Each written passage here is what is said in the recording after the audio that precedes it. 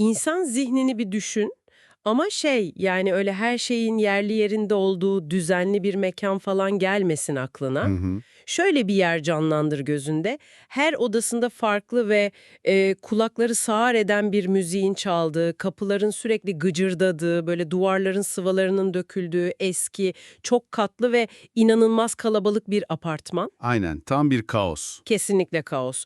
Dışarıdan gelen devasa bir şehir gürültüsü var.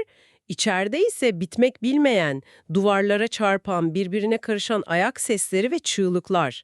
İşte böyle bir ortamda dışarıdaki gürültüyle içerideki gürültü birbirine girdiğinde insan kendi o culus sesini nasıl bulur? Çok zor bir soru bu. Evet, bugün 23 Nisan 2026 Perşembe. Seninle birlikte Peyami Safa'nın Matmazel Noralya'nın Koltuğu adlı eserindeki o sarsıcı notları masaya yatırıyoruz. Bu derinlemesine incelemedeki amacımız da tam olarak bu sorunun peşine düşmek. Yani insan zihninin karanlık dehlizlerinden o ruhsal aydınlanmaya giden incecik çizgiyi keşfetmek. Kesinlikle. Ana karakterimiz Ferit'in zihni, hani tam olarak sana tarif ettiğim o gürültülü apartman gibi ve bu durumu anlamak için de onun fiziksel olarak yaşadığı mekana, Vafi Bey'in pansiyonuna bir bakmamız gerekiyor. Ya o pansiyon, yani sadece bir mekan değil. Aslında modern insanın o parçalanmış halinin taşa duvara bürünmüş hali diyebiliriz. Doğru. Ferit geçmişiyle, işte inançsızlığıyla falan boğuşan, tıp fakültesini bırakıp felsefeye geçmiş genç bir adam. Yaşadığı bu yerde dışarıdan bakıldığında tam bir deliler evi gibi. Gerçekten öyle. Fakat asıl mesele bu kaosun Ferit'in iç dünyasındaki o kırılgan fay hatlarını nasıl tetiklediği. Etrafındaki her karakter, Ferit'in zihnindeki o karanlık odalardan birini temsil ediyor aslında. Yani pansiyon sakinlerine şöyle bir dışarıdan baktığımızda bile o boğucu havayı anında soluyabiliyoruz.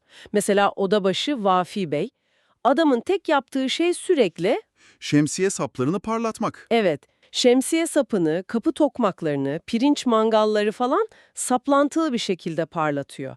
Bir yanda Eda Hanım var, kocası evi yaktığı için yıllardır bitmeyen bir şokun içinde, üstünde yırtık nefti bir ceketle sürekli bağırıp çağırıyor kadın. İnanılmaz yorucu bir ortam. Hem de nasıl? Eda Hanım'ın kızı Zehra var mesela, dilsiz ve geceleri uyur gezer. Bu yüzden annesi onu uyurken bir iple kendi koluna bağlıyor. Çok trajik. Yetmezmiş gibi evin geçimini sağlayan, kurabiye falan satan 8 yaşındaki küçük babuş var. Bir yük dolabının içinde eski bir paltoya sarılarak uyuyan ihtiyar Tahir Bey var. Ve yan odada gece gündüz sürekli egzama yaralarını kanatırcasına kaşıyan ve aynı anda tambur çalan o garip adam. Bütün bu anlamsız sesler doğrudan Ferit'in odasının duvarlarına çarpıyor tabii. Aynen öyle. Benim merak ettiğim şey şu, bu insanların her birinin kendi dünyasına hapsolmuş olması Ferit'i neden bu kadar derinden etkiliyor? Çünkü Ferit, hani etrafındaki bu travmalarla kendi içinde yüzleşemediği travmaları arasında bir köprü kuruyor. Vafi Bey'in o mangalları saplantılı bir şekilde parlatması aslında ne anlama geliyor sence? Yani bir şeyleri kontrol etme çabası mı? Kesinlikle. Kontrolden çıkmış bir dünyada en azından o lekeyi kontrol edebilme çabası. Ferit de kendi zihninde tam olarak bunu yapıyor.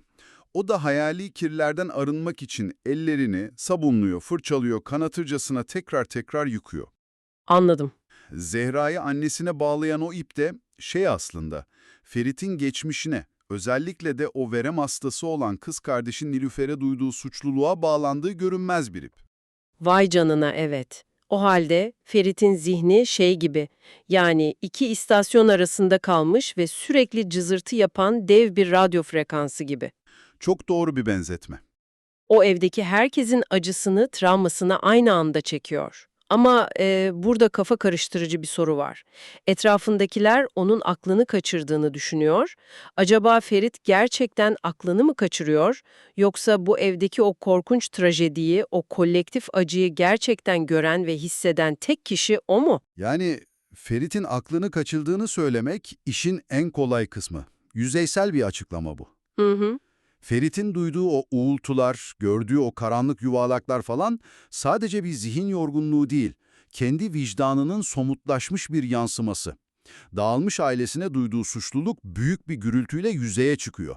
Yani radyodaki cızırtı bozukluktan değil, yayının bizzat vicdandan yapılmasından kaynaklanıyor. Aynen öyle. Ferit o yüzeysel dünyada acının gerçek boyutunu idrak edebilen tek kişi. Ve bu da onu kaçınılmaz bir krize sırıklıyor. Ve o kriz de kitabın en sarsıcı sahnelerinden birinde patlak veriyor zaten.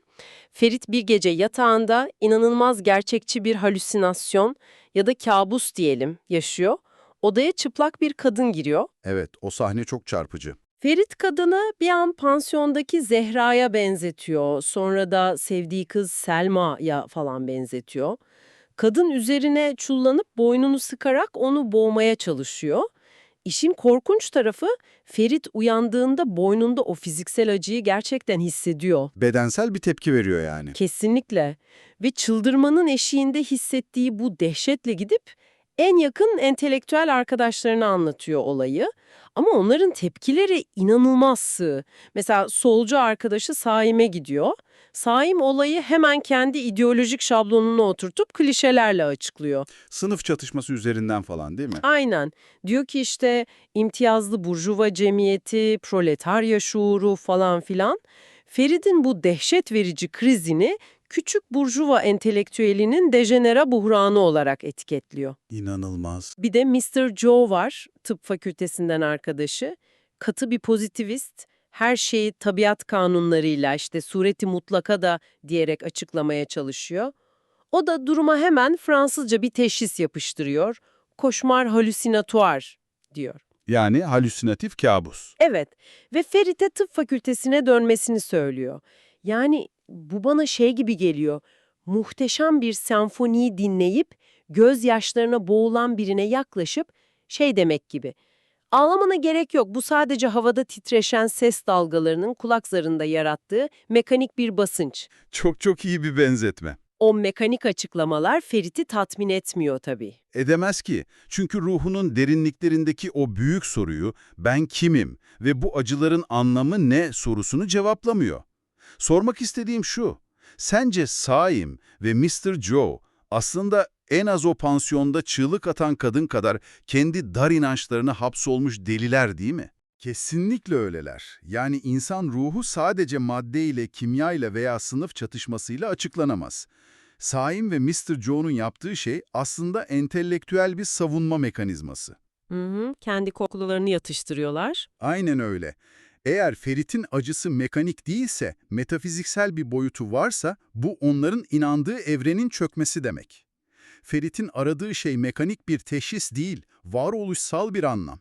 İşte tam bu noktada Ferit bu mekanik dünyadan kaçıp yeni bir rehber buluyor, felsefeci Yahya Aziz. Evet, dönüm noktası o adam. Yahya Aziz ona saimler gibi mekanik teşhisler koymuyor, aksine şey diyor, hayaletlerini sev, onlarla iyi geçin. Çok radikal bir tavsiye. Kesinlikle.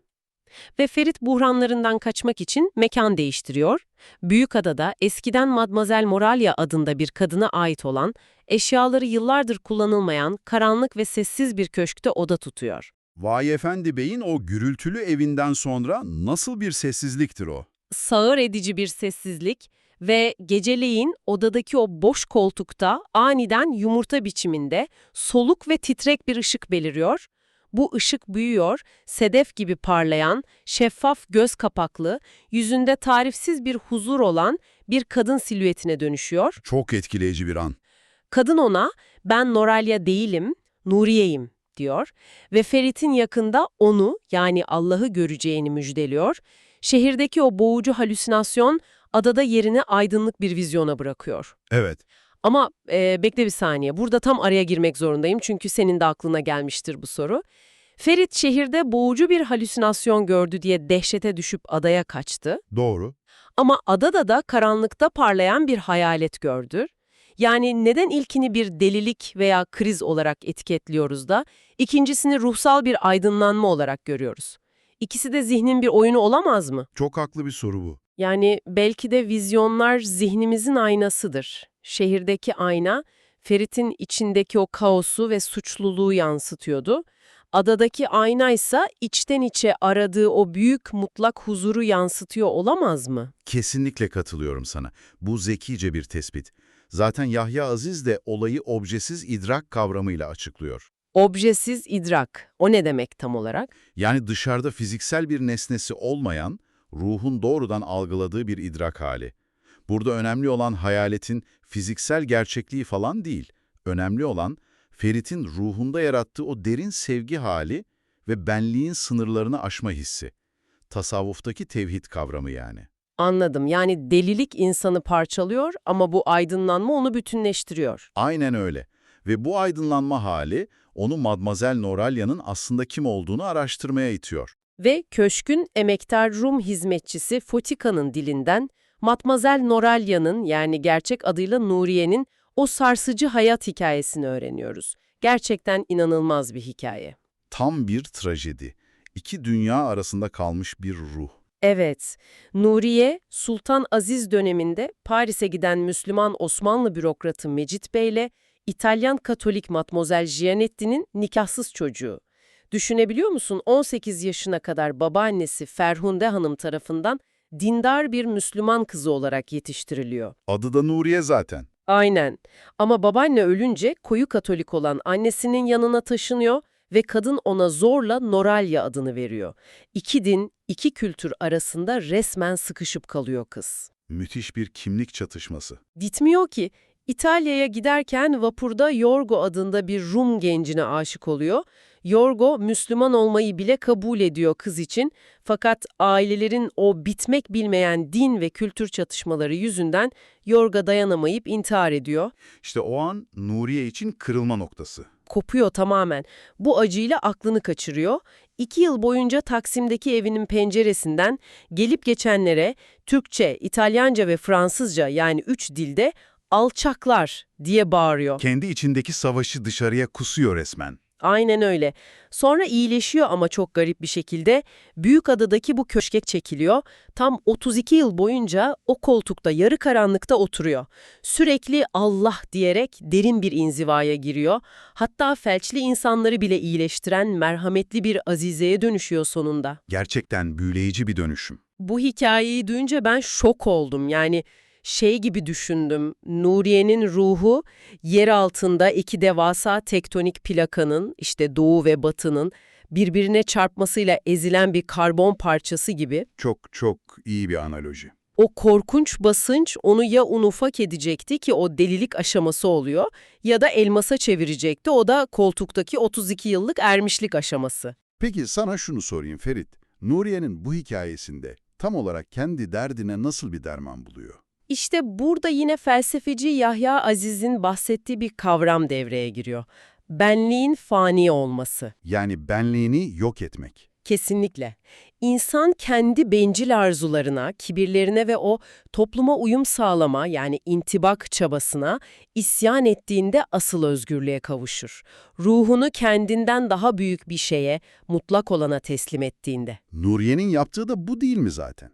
Aynen öyle. Ferit, Noralya'nın defterlerini okudukça onun o iki kültür arasındaki korkunç intibaksızlığının nasıl büyük bir ruhsal isyana ve nihayetinde Allah'ta yok olma yani fena fillah mertebesine dönüştüğünü anlıyor.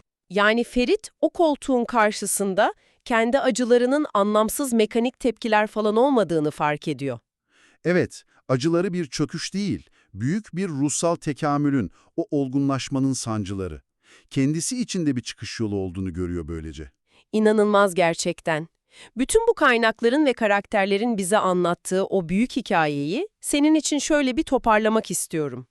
Vafi Bey'in evindeki o kulakları sağır eden gürültüden ve o boyun sıkan kabuslardan çıkıp, Matmazel Noralya'nın adadaki sessiz nurmu koltuğuna uzanan bu yolculuk, aslında hepimizin içindeki o anlam arayışının bir özetidir. Çok doğru.